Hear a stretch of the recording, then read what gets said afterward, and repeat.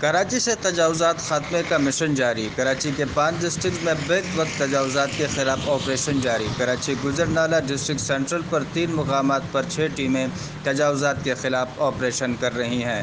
Karachi Orangi town پر 3 district میں district Keamari, district waste اور district central میں 3 مقامات پر 6 ٹیمیں تجاوزات کے خلاف آپریشن کر رہی ہیں۔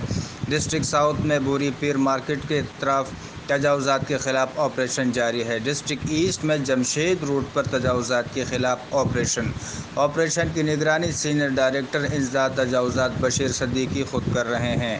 آپریشن میں بڑی تعداد بھاری مشینری اور بڑی تعداد میں مین پاور بھی موجود۔ آپریشن میں امن و امان برقرار رکھنے کے لیے assistant commissioner ranger district police, anti encroachment police, city warden کے آفیسرز اور جوان بڑی تعداد میں موجود ہیں۔